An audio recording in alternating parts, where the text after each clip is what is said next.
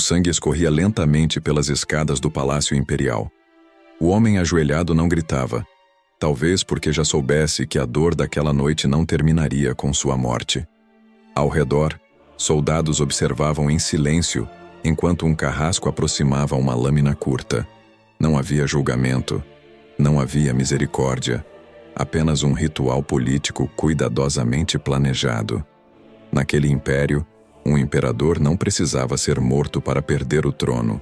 Bastava que seu corpo deixasse de representar a perfeição exigida pela coroa. Quando a lâmina terminou seu trabalho, o homem caiu sobre as pedras segurando o próprio rosto. Seu nariz havia sido arrancado diante de toda a corte. Para qualquer pessoa, aquilo significaria o fim. Sem o rosto intacto, jamais poderia governar novamente.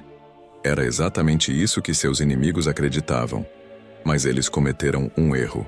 Anos depois, um navio surgiu no horizonte carregando um homem que todos julgavam destruído. Seu rosto jamais voltaria a ser o mesmo. Seu desejo de recuperar o poder, porém, havia se tornado ainda mais monstruoso. Hoje, viajamos ao coração do Império Bizantino para investigar uma das conspirações mais brutais da história, a história do imperador que perdeu o próprio rosto e voltou para recuperar o trono. O Império Bizantino era uma máquina política construída sobre símbolos. O imperador não governava apenas como um homem. Ele era visto como o representante terreno da ordem divina. Sua imagem aparecia em moedas, mosaicos e igrejas espalhadas por milhares de quilômetros. Seu corpo precisava representar autoridade absoluta. Foi justamente essa crença que transformou a mutilação em uma arma política. Em vez de executar um rival, bastava deformá-lo. Um homem marcado permanentemente jamais poderia ocupar novamente o trono imperial. Era uma solução aparentemente perfeita. Sem mártires, sem guerras civis imediatas, sem derramamentos de sangue em grande escala. Pelo menos era isso que acreditavam. O homem que desafiaria essa lógica chamava-se Justiniano II.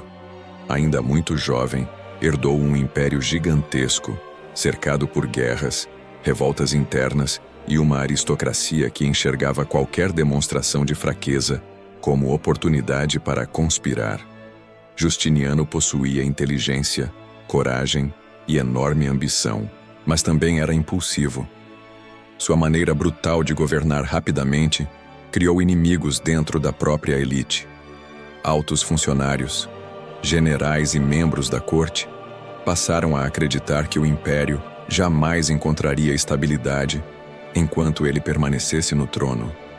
A conspiração amadureceu lentamente. Quando finalmente explodiu, foi devastadora. Justiniano foi capturado. A multidão esperava uma execução pública, mas seus inimigos decidiram algo muito mais simbólico. Eles queriam que toda a população enxergasse seu antigo imperador transformado em um homem incapaz de governar. Por isso arrancaram seu nariz. Não era apenas uma punição física, era uma sentença política. Seu rosto mutilado anunciava ao mundo que aquele homem jamais pisaria novamente no grande palácio de Constantinopla como soberano. Depois da mutilação, Justiniano foi enviado ao exílio. Longe da capital, cercado por territórios hostis e constantemente vigiado, sua história parecia encerrada. Enquanto novos governantes ocupavam o trono, Constantinopla tentava apagar sua memória. Mas Justiniano jamais abandonou uma única ideia: voltar. Durante anos, estabeleceu alianças improváveis com povos estrangeiros, chefes militares e governantes que também possuíam interesses contra Bizâncio. Seu rosto continuava deformado. Sua autoridade, porém, começava lentamente a renascer. Relatos posteriores descrevem que Justiniano passou a utilizar uma prótese metálica para esconder parcialmente a mutilação. Mesmo que alguns detalhes dessas descrições sejam debatidos por historiadores, sua imagem passou a simbolizar algo extraordinário: um governante que recusava aceitar o destino imposto por seus inimigos. Enquanto Constantinopla acreditava estar segura, Justiniano preparava silenciosamente sua volta. Navios foram reunidos. Exércitos foram convencidos. Antigos aliados reapareceram. E numa madrugada inesperada, A cidade despertou diante de uma notícia impossível. O imperador mutilado havia retornado. A entrada em Constantinopla marcou um dos momentos mais surpreendentes da história bizantina. Os homens que haviam ordenado sua mutilação jamais imaginaram presenciar aquela cena. O homem sem nariz caminhava novamente pelos corredores imperiais. Agora, porém, havia algo diferente em seus olhos. O exílio transformara sua personalidade. A experiência da humilhação pública alimentara um desejo profundo de vingança. As primeiras ordens após recuperar o poder demonstraram isso imediatamente. Diversos antigos conspiradores foram presos. Alguns foram executados. Outros tiveram seus bens confiscados. A corte inteira compreendeu que aquele não era mais o jovem imperador impulsivo. Era um homem moldado pelo sofrimento. O medo passou a dominar Constantinopla. Cada audiência imperial carregava tensão. Cada reunião podia terminar em acusações. Cada general desconfiava do outro. O império recuperou seu soberano, mas perdeu grande parte da estabilidade. A própria população começou a perceber que a violência política jamais havia terminado. A mutilação que deveria impedir futuras guerras apenas inaugurara um ciclo ainda mais brutal.